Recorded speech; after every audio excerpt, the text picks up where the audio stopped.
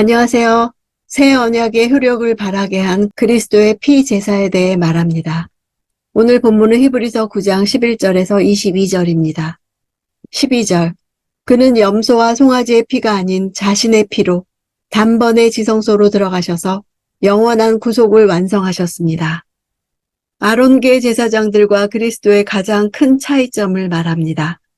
대제사장은 피가 없이는 지성소에 들어갈 수 없었습니다.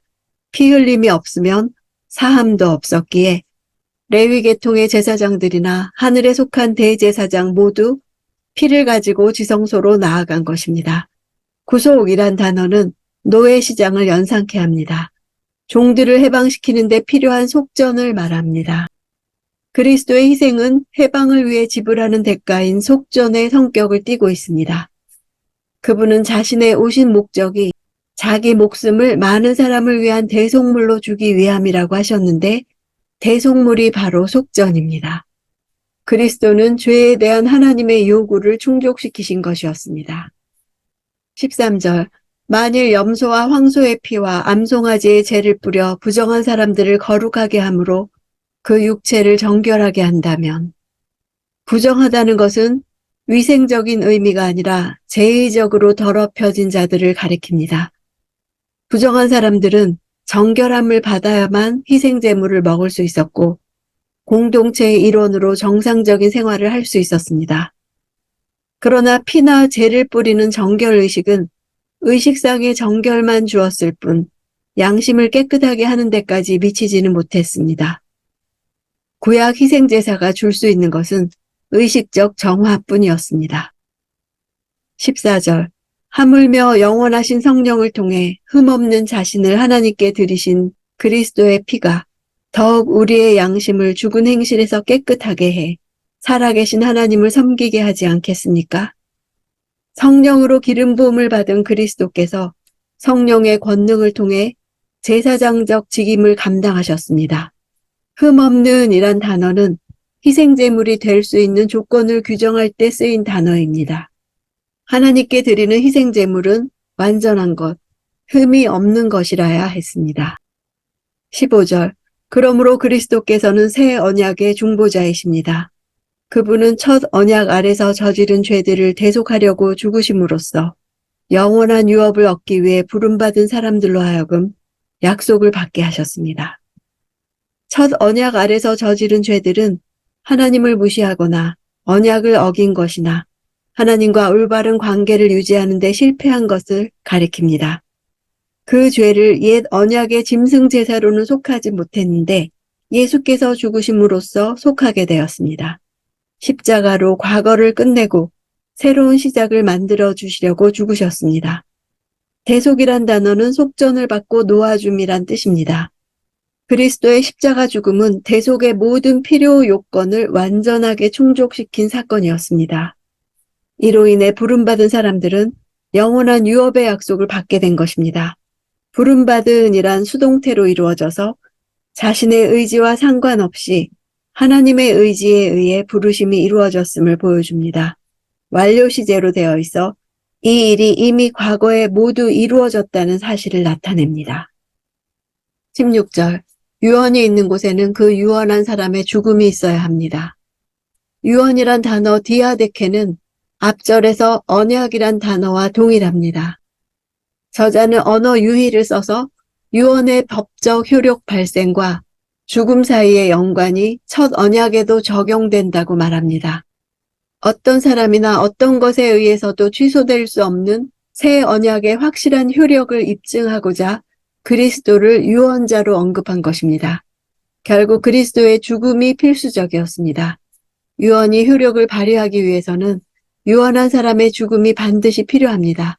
이것은 오늘날 민법에서도 규정되고 있는 바입니다. 새 언약의 중보이신 그리스도께서 죽으심으로써 새 언약이 분명한 효력을 발휘하게 되었습니다. 18, 19절. 그러므로 첫 언약도 피 없이 맺어진 것이 아닙니다. 그래서 모세가 율법을 따라 모든 계명을 백성에게 말할 때 그는 물과 붉은 양털과 우슬초와 함께 송아지의 피와 염소의 피를 취해 언약책과 모든 백성에게 뿌렸습니다. 구약에서 피를 뿌리는 것은 언약 체결 의식의 일부였습니다. 여기서 시내산 언약 체결 과정을 말합니다. 모세는 첫 언약의 중보로 사용하신 인물입니다. 인간이 하나님과 언약 관계에 들어가는 단계를 볼 수 있습니다. 계명을 통한 하나님의 일방적인 요구와 이에 대한 인간의 응답으로 이루어집니다. 아무도 그분의 명령에 수정을 제의할 수 없습니다. 새 언약의 경우도 마찬가지입니다. 출애굽기에는 언약책에 피를 뿌렸다는 기록이 없습니다. 아마도 제단에 피를 뿌리는 과정에 책에도 뿌려졌을 것입니다. 물과 붉은 양털과 우슬초에 대한 기록도 없습니다. 아마도 모세오경에 다 기록되지 않은 사항 가운데 유대인들 사이에 구두로 전해 내려오는 전승을 따라 기록했을 수도 있습니다. 또는 단지 시내산 언약 사건만이 아니라 그 후에 다양한 의식들을 기록했을 수도 있습니다. 물은 피의 응고를 막기 위해 희석하는 용도였을 것입니다. 붉은 양털과 우슬초는 피를 뿌리는 도구로 사용되었습니다. 모세의 이런 행동은 언약이 성립되었음을 나타내는 것입니다. 어떤 종류의 언약이든지 성립하려면 피가 요구되었습니다. 20절. 그리고 그는 이것은 하나님께서 여러분에게 명령하신 언약의 피입니다. 라고 말했습니다. 이 말씀 출애굽기 24장 8절의 인용입니다. 이 말을 직역하면 하나님께서 여러분에게 자르신 언약의 피입니다가 됩니다. 이러한 표현은 당시 언약 체결할 때 반드시 동물을 잡아 그 피로 언약이 성립되었던 것을 상기시킵니다. 언약의 당사자들은 둘로 쪼개져 피가 흐르고 있는 동물 사이로 손을 잡고 지나가면서 언약을 어겼을 때 본인도 그 동물처럼 둘로 쪼개져야 한다는 사실을 가슴에 새겼었습니다. 이 첫 언약의 주체는 하나님이셨고 모세는 다만 중보자로서의 역할을 했을 뿐입니다. 중보를 세우고 피로써 언약이 체결된 과정은 새 언약의 경우도 마찬가지입니다. 저자는 이 말씀을 인용할 때 그리스도께서 만찬석상에서 하신 말씀을 회상하고 있었던 것 같습니다. 즉 모세의 시내산 언약을 예수 그리스도는 자신의 피로써 새 언약으로 갱신하신 것입니다. 22절. 율법에 따르면 거의 모든 것이 피로 깨끗해집니다. 참으로 피 흘림이 없으면 죄 사함도 없습니다. 피의 효력에 대해 율법에 따라 결론을 내립니다. 피의 효력은 정결케 함과 죄 사함입니다. 피 흘림이란 단어는 이중 합성어입니다. 피를 뜻하는 명사와 밖으로를 뜻하는 전치사와 쏟아내다, 뿜어내다를 뜻하는 동사가 합해진 단어입니다.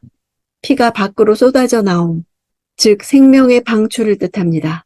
죄사함에는 피 흘림과 같은 값비싼 대가가 필요합니다. 사함이란 해방, 면제라는 뜻입니다. 죄에 따르는 합법적 형벌을 완전히 면제하는 획기적인 조치가 사함이며 이것은 대가 없이는 불가능한 일입니다. 사람의 죄에 따르는 형벌을 면제받기 위해서는 죽음이라는 대가가 반드시 지불되어야 했다는 것이 구약의 제사와 그리스도의 죽으심에서 입증됩니다. 죄 있는 자의 죽음으로는 그 어느 누구의 죄도 사할 수 없습니다. 반드시 무죄, 무흠한 자의 죽음이 요구되는 것입니다. 이것이 우리 죄인을 구속하시기 위한 하나님의 공의의 원칙이며 이 원칙 아래 그리스도의 희생을 이해해야 합니다.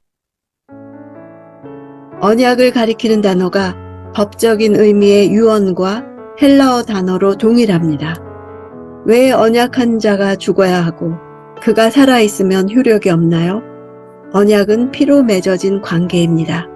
언약한 자의 죽음을 말하는 것은 언약이 깨어진 상태에서 누군가가 죽어야 그 언약이 다시 성립되는데 원래 죽어야 했던 장본인은 언약을 파기한 인간이어야 했습니다. 그러나 언약의 중보자로서 예수님께서 죽으셨습니다. 만약 예수님께서 죽지 않으셨다면 언약은 성립되지 않았을 것입니다. 이것은 하나님께서 여러분에게 명령하신 언약의 피입니다. 모세는 이 말을 하면서 하나님과의 언약 관계가 성립되었다고 선포했습니다. 예수님은 성찬의 잔을 들어 이것은 많은 사람을 위하여 흘리는 바 나의 피, 곧 언약의 피니라고 자신의 피로써 새 언약으로 갱신하셨습니다.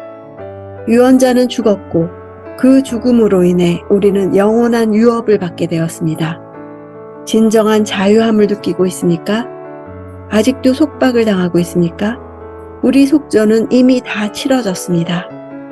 우리의 믿음은 우리가 어떤 존재이며 어떤 일을 했는가에 근거한 것이 아니라 예수께서 누구시며 무엇을 하셨는가에 근거하고 있습니다.